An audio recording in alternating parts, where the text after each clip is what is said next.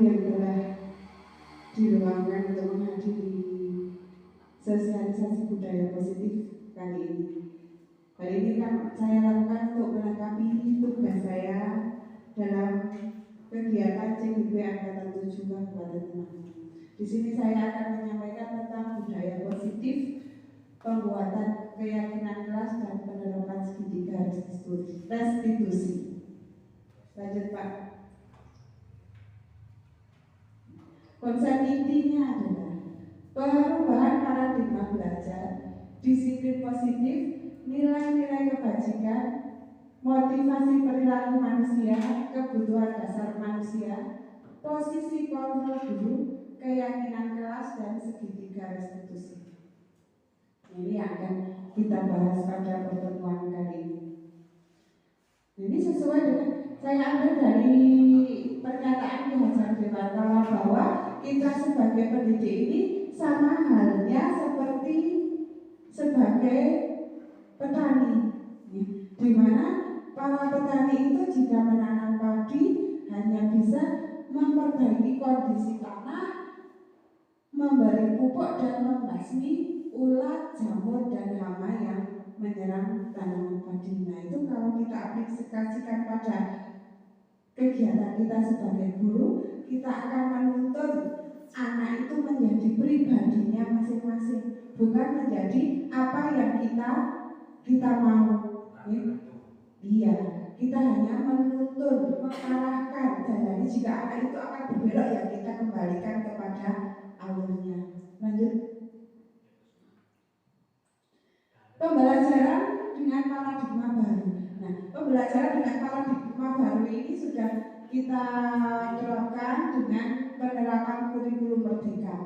Apa saja yang ada pada kurikulum merdeka? Nah, ini yang diharapkan anak-anak mempunyai dimensi yang tercermin pada profil belajar Pancasila. Apa saja dimensinya? Beriman bertakwa kepada Tuhan Yang Maha Esa, terus mandiri, apalagi berkenalan kritis, berkebinekaan global, bergotong royong dan kreatif. Itu yang diharapkan dari kurikulum merdeka. Nah, coba sekarang Bapak Ibu tulis dalam satu lembar kertas kecil apa yang menjadi atau apa harta yang berharga menurut Bapak Ibu yang Bapak Ibu miliki. Apakah itu boleh diambil oleh orang lain? Tidak. Mengapa? Sangat pribadi, sangat penting. Sekarang buah, apa yang buah tulis tadi ada di genggaman buah? Anak. Itu anak. Anak itu apakah akan dididik sendiri? Boleh dididik orang lain? Boleh. Tapi tidak boleh diambil ya. Tidak boleh diambil karena itu merupakan harta yang paling berharga. Lanjut Pak. Mari kita diskusikan. Apakah Anda atau B membuka kepala tangan Anda? Mengapa alasannya? Nah, apakah Anda atau B menutup kepala tangan Anda? Mengapa? Apa alasannya? Mengapa kok ditutup terus? Pasti itu tidak boleh diambil orang lain. Ya, contohnya tadi buat anak sebagaimana anak yang bagaimana itu tidak boleh diambil oleh orang lain. Dalam kegiatan ini sesungguhnya siapa yang memegang kendali atau kontrol, membuka atau menutup kepala tadi, ya, harta tadi yang menurut Anda berharga adalah diri sendiri, kita sendiri ya, yang mempunyai kendali itu kita. Kita akan membuka atau tetap bertahan dengan kepala kita itu diri kita.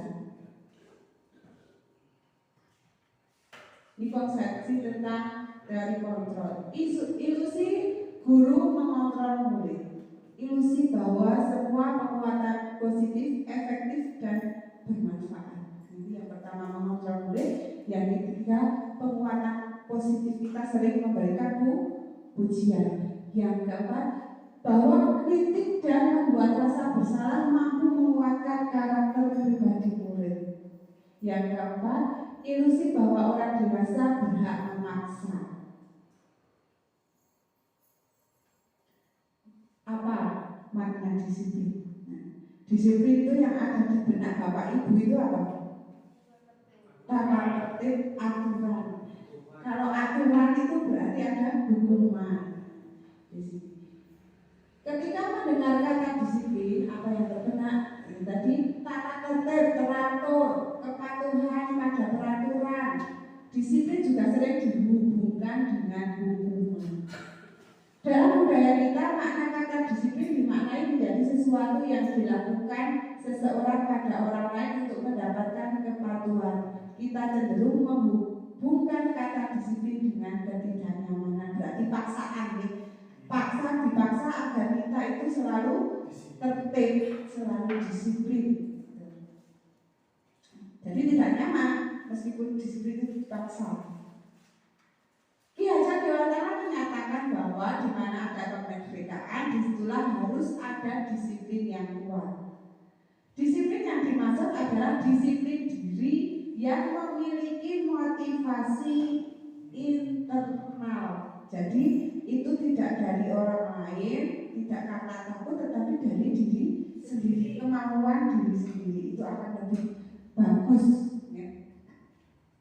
Lebih karena disiplin yang dapat mengontrol diri dalam melakukan segala tindakan, dapat membuat murid memahami dan menyadari berdasarkan motivasi internal, bukan akibat paksaan, pujian, atau hukuman. Jadi yang mengontrol itu lebih cenderung pada diri sendiri, tidak karena hukuman ataupun pujian. Cara penerapan disiplin yang mengajarkan anak bertanggung jawab dan menumbuhkan kesadaran diri berdasarkan nilai-nilai kebajikan. Dengan kata lain, disiplin diri juga mempelajari bagaimana cara kita mengontrol diri dan bagaimana menguasai diri untuk memilih tindakan yang mengacu pada nilai-nilai yang kita hargai. Jadi orang bukan karena paksaan, bukan karena pujian, juga bukan karena hukuman. Jadi sadar diri itu akan terbangun. Nah, karena hukuman mungkin contohnya misalnya Pak Fuad sering memberikan hukuman. Nah, jadi anak-anak itu takut ketika ada Pak Fuad saja. Sedangkan ketika Pak Fuad itu tidak ada, mereka akan merasa bebas, merasa bahagia karena tidak dihukum seperti itu tadi. Itu hanya contohnya. Nilai-nilai kebajikan. Nah, nilai-nilai kebajikan yang diharapkan yaitu tadi mencerminkan profil pelajar Pancasila yang benar. Selain itu, dalam organisasi ada IBO Primary Yes Program, yaitu toleransi. Sikap toleransi itu menghargai orang lain, bahwa di sekeliling kita itu ada orang lain, kita tidak mungkin hanya diri sendiri. Kita bekerja di lingkungan itu juga ada orang lain, kita di rumah, di sekeliling kita juga ada tetangga, ada orang lain. Rasa hormat, integritas, mandiri, menghargai, antusias, empati, keingintahuan, kerjasama, percaya diri, dan komitmen. Yang berikutnya, life skill atau keterampilan hidup, dapat dipercaya, lurus hati, pendengar yang aktif, tidak merendahkan orang lain, memberikan yang terbaik dari diri. Ini termasuk keterampilan hidup ya. Itu ada dalam diri masing-masing. Jika orang itu bisa menghargai atau tidak. Ini yang saya tanya. Pernahkah Anda melakukan sesuatu untuk menghindari ketidaknyamanan atau hukuman? Pernah. Contohnya apa? Selalu mengerjakan perintah. Selalu mengerjakan perintah karena biar tidak dihukum. Iya. Berarti pernah ya melakukan ini ya? Nah, lanjut Pak. Pernahkah Anda melakukan sesuatu untuk mendapatkan senyuman atau pujian? Aku amat terima kasih. Biar saya mendapat pujian dari Bapak Kepala Sekolah. Pernah. Oh, bertemu cewek. Lanjut. Nah, ini 3 motivasi perilaku manusia. 1, untuk menghindari ketidaknyamanan atau hukuman. Daripada aku mau gajinya dipotong, aku tak tahu kasih. Itu untuk menghindari hukuman. Untuk mendapatkan imbalan atau penghargaan dari orang lain. Sepertinya siswa, contohnya siswa datang lebih pagi. Wah, kamu bagus ya. Ini ibu guru beri hadiah. Besok jangan terlambat, besok datang lebih awal ya.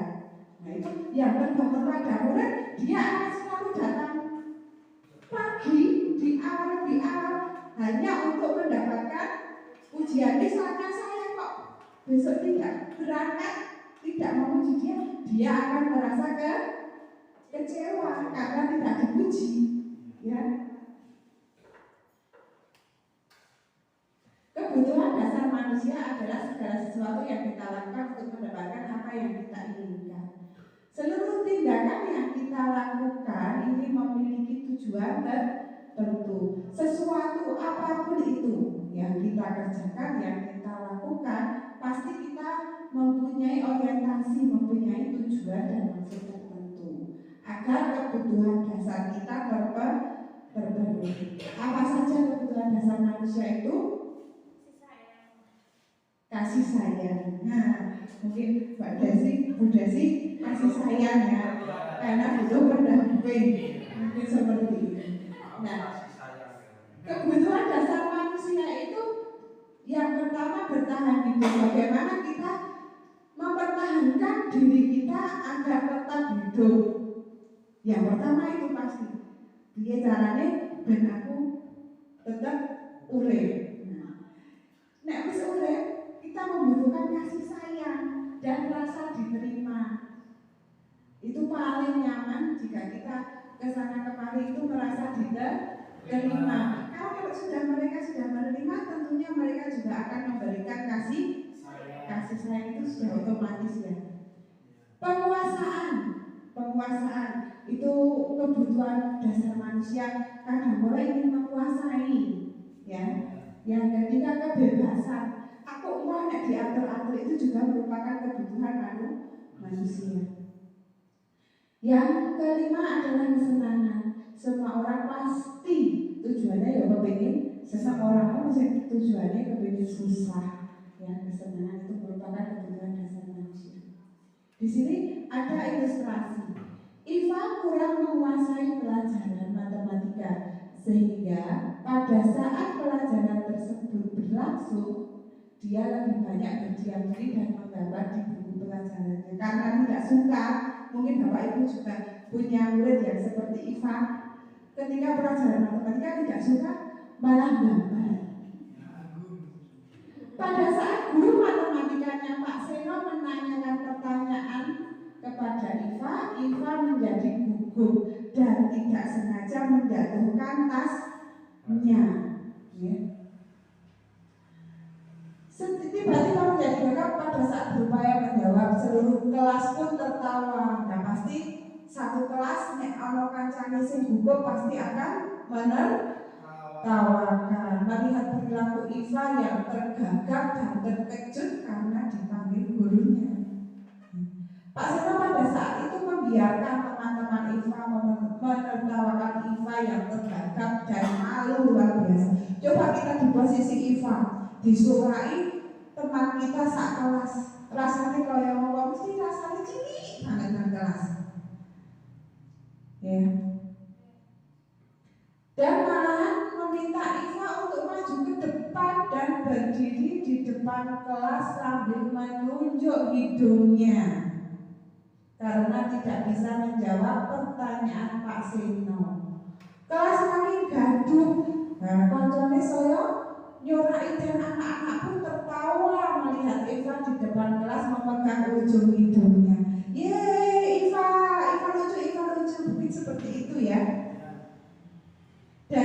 kasus tadi itu masuk hukuman atau konsekuensi? Masuk hukuman. Mengapa hukuman?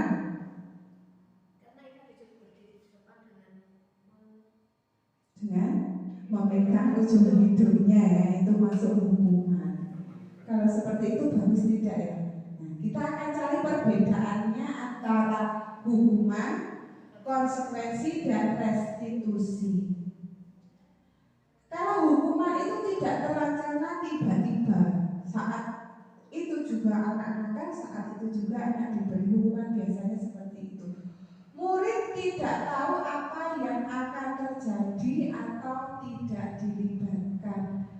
Murid itu tidak akan tahu akan diberi apa jika melakukan kesalahan karena tidak dilibatkan. Orang dijak omong-omongan anak kei hukuman opo.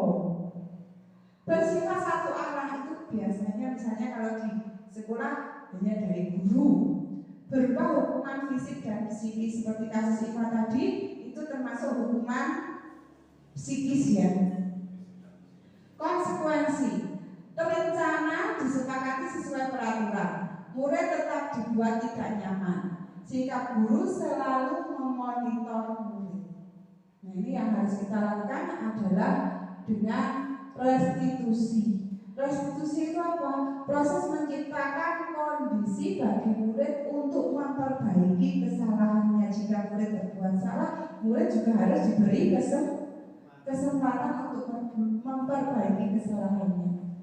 Proses kolaborasi yang mengajarkan murid untuk mencari solusinya sendiri. Jadi harus ada kolaborasi antara guru dan murid untuk mencari solusi sendiri. Dihukum oleh penghargaan. Penghargaan atau menghukum mereka yang tidak mendapatkan penghargaan.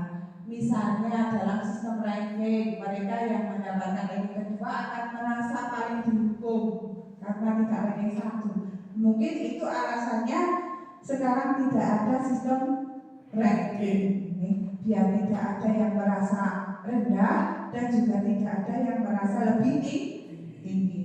Memberikan penghargaan dan hukuman adalah hal yang sama karena keduanya mencoba mengendalikan perilaku seseorang. Nah, penghargaan atau hukuman itu hakikatnya sama. Yang hukuman itu cenderung merendahkan, sedangkan yang penghargaan cenderung menjadikan pribadi murid lebih sombong. Jika suatu penghargaan diharapkan namun Anda tidak mendapatkannya, Anda akan merasa dihukum seperti tadi yang mendapatkan pujian sementara saya tidak berangkat. Anak itu tidak mendapatkan pujian dan penghargaan, anak itu akan merasa kecewa. 5. Posisi kontrol guru. Nah, di mana posisi kita saat ini? Apakah sebagai penghukum? Apakah sebagai teman, manajer, pembuat merasa bersalah, atau pada posisi pemantau? Pemantau ya, pemantau murid. Di sini saya ilustrasikan satu kasus siswa datang terlambat. Nah, ini pada posisi penghukum. Ini contohnya siswa disuruh lari keliling lapangan 10 kali. Setelah itu apakah siswa juga efektif melakukan pembelajaran? Tidak efektif ya. Membuat rasa bersalah. Ini posisi membuat rasa bersalah seperti ini biasanya kata-katanya. Berapa kali ibu harus memberitahu kamu selalu saja mengecewakan ibu. Lanjut. Posisi teman, ayo dong ikuti aturan sekolah, tolong bantu ibu ya sekali ini. Ya sudah, tidak apa-apa, kali ini tidak apa-apa, lain kali jangan berbuat seperti ini lagi ya. Seolah-olah kita tidak ada batasan dengan murid. Jadi murid menganggap kita itu sebagai teman, akrab. Kalau bahasanya sekarang adalah bestie ya, seperti itu. Posisi pemantau. Kamu sudah melanggar peraturan sekolah, kamu tahu konsekuensinya. Setelah ini kamu masuk kelas dan jangan diulangi lagi.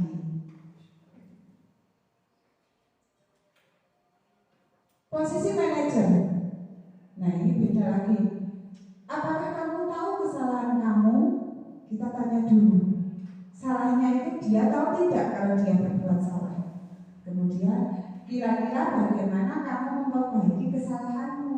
Jadi murid diarahkan untuk mencari sendiri solusinya. Kita tidak langsung marah. Di sini kita sudah tidak ada kata marah-marah kepada murid, itu sudah tidak ada. Nah, ini posisi kontrol apakah aku? Mari kita bercermin. Kita yang bagaimana? Saya kecewa sekali dengan kamu. Lanjut. Posisi kontrol apakah aku? Kamu tidak pernah benar melakukannya. Yang mana?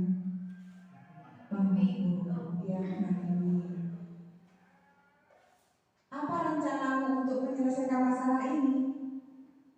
Ini masuk pada manajer. Ayolah lakukan demi ibu ya. Ini pada posisi teman. Kamu tidak pernah mendapat nilai jika tidak mengerjakan tugas. Ini pemantau. Kita bisa memenuhi kebutuhan murid ya, agar tidak melakukan hal-hal yang tidak kita inginkan dengan membuat keyakinan kelas. Mengapa keyakinan kelas bukan peraturan?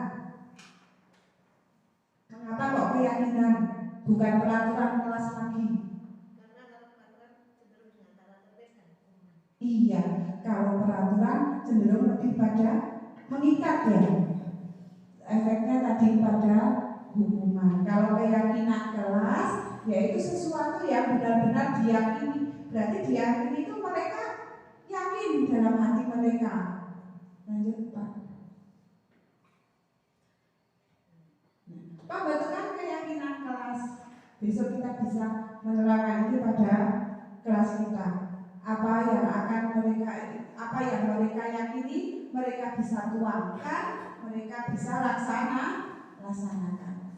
Pembentukan keyakinan kelas ini bersifat abstrak, berupa pernyataan universal, dibuat dalam pernyataan positif. Nah, ini dibuat dalam pernyataan positif itu bagaimana? Tidak boleh menggunakan kata tidak dan jangan.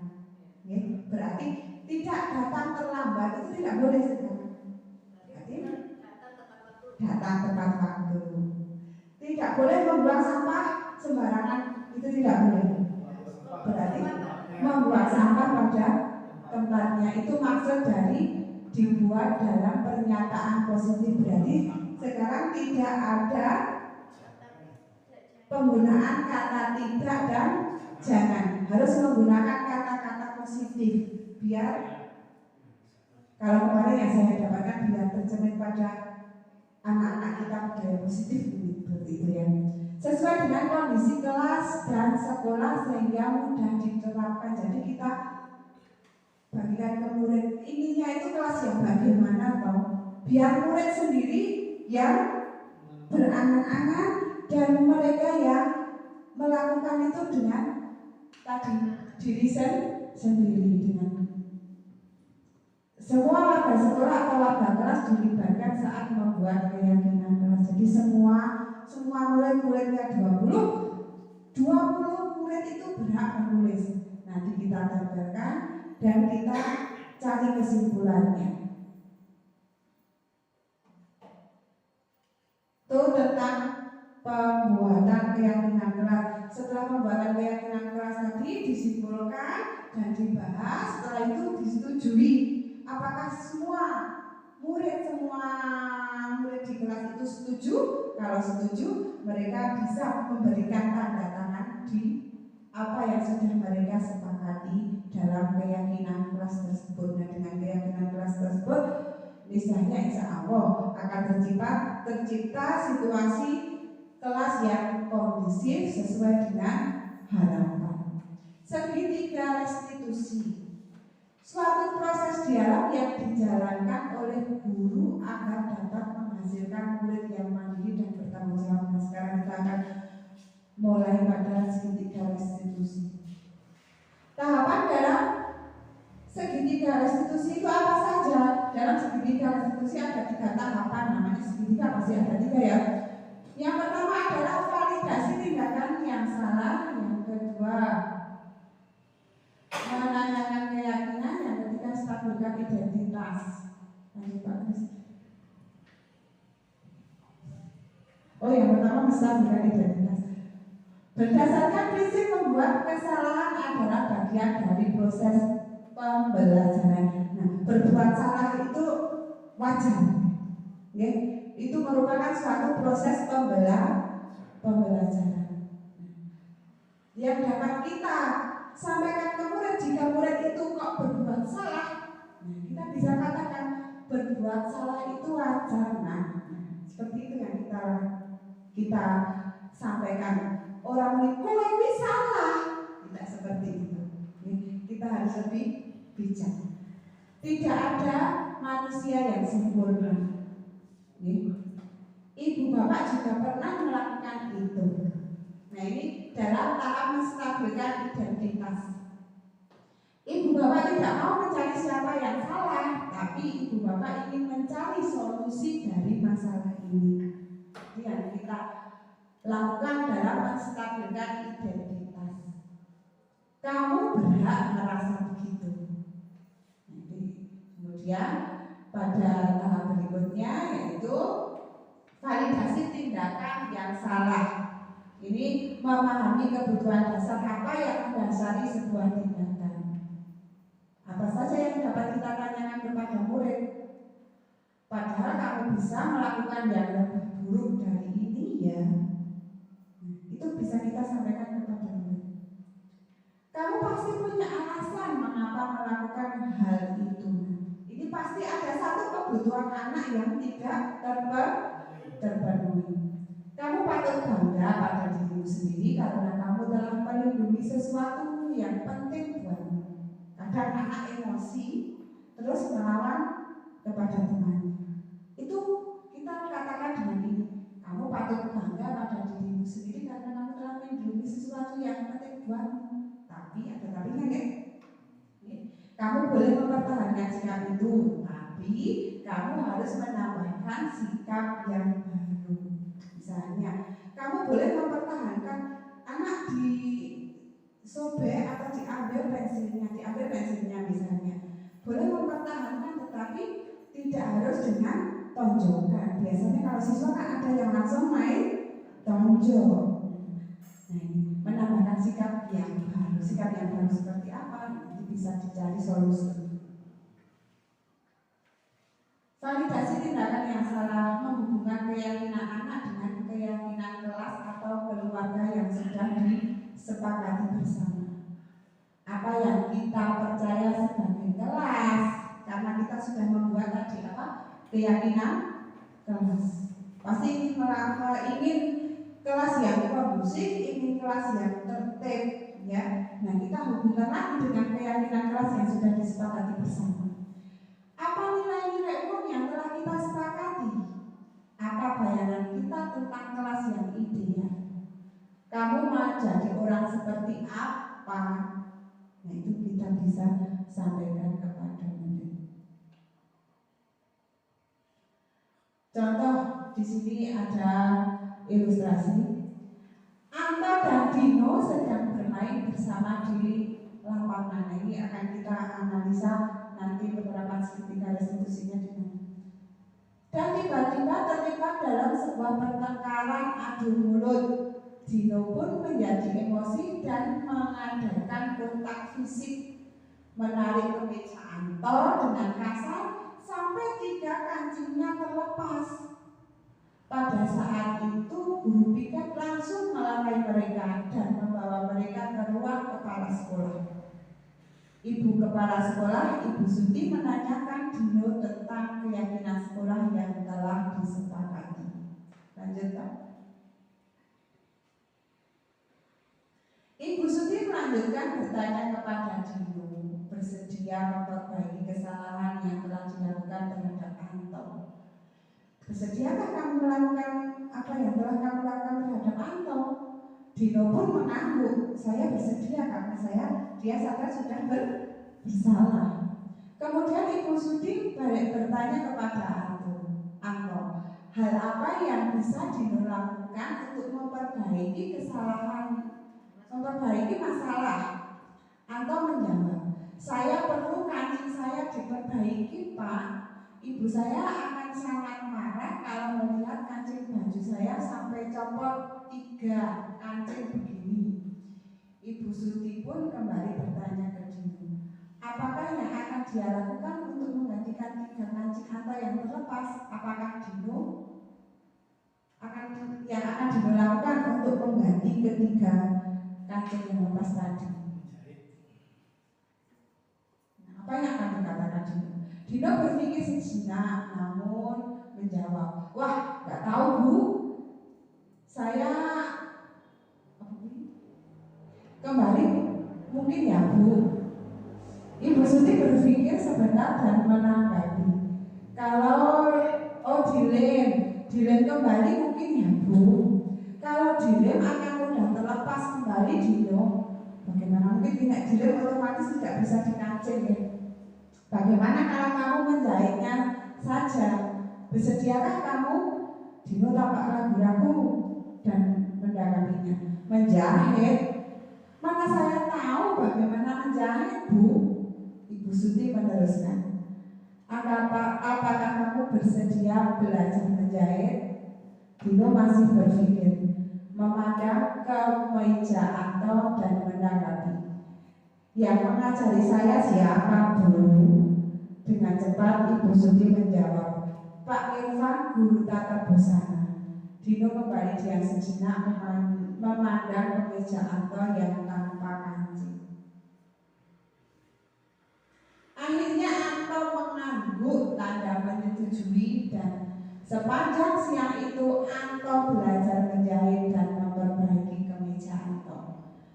Terakhir, terlihat kedua anak laki-laki tersebut, siapa? Anto dan Dino, pada jam masih mulai mereka sudah bercengkrama kembali kan? Mereka sudah aku. Jadi masalah itu tidak terbawa sampai ke rumah, sudah diselesaikan di sekolah. Nah itu cara menyelesaikan masalah dengan tahapan segitiga restitusi, tidak ada kata-kata yang naik ya. Kamu kok seperti ini, sudah tidak ada. Kita cari dulu, validasi dulu. Posisi kontrol apa yang telah dipraktekkan oleh kepala sekolah Ibu Suti? Apa?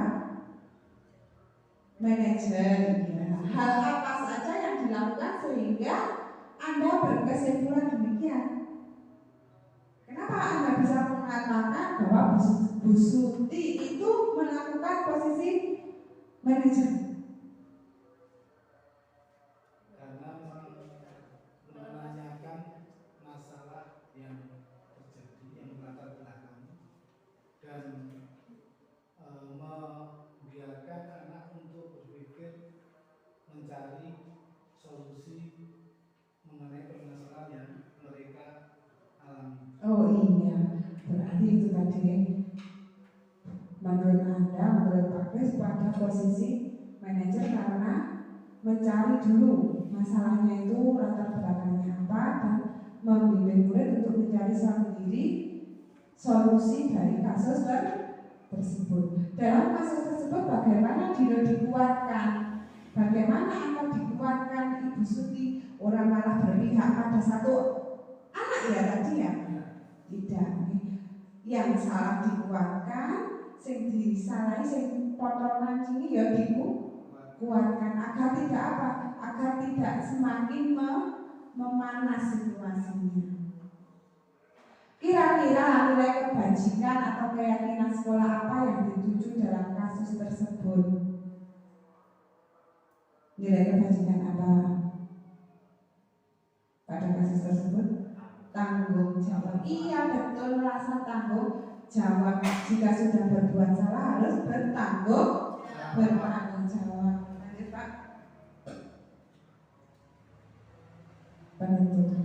Dalam penerapan program disiplin positif, hendaknya guru memiliki standar kepribadian, profesional dan sosial yang baik, di mana guru mampu merefleksikan diri dalam posisi kontrol saat ini. Jadi kita harus tadi juga menerapkan bagaimana perjalanan hidup diri sebagai among. Kita kan butuhkan sebagai among, sebagai manajer, ngomong belum anak-anak yang menuntut murid-muridnya menjadi insan yang mandiri, merdeka dan bertanggung jawab. Ini juga tidak lepas dari yang disampaikan oleh Ki Hajar Dewantara ing ngarsa tulodo ing madya manungkarsa tutumuli handayani, di mana kita harus bisa menempatkan diri kita di depan, di tengah atau di belakang pada murid-murid kita. Ini tutumuli handayani tadi. Terima kasih atas waktu yang telah Bapak Ibu berikan. Semoga kegiatan kali ini bisa kita terapkan pada peserta didik kita. Mohon maaf jika ada kesalahan. Saya akhiri. Wassalamualaikum warahmatullahi wabarakatuh.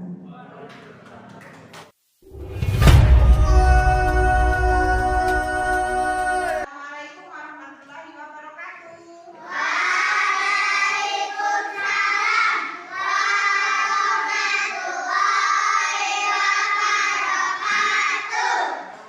Mari sebelum kita mulai, kita lakukan tepuk semangat ya. Bisa tepuk semangat? Bisa. Tepuk semangat.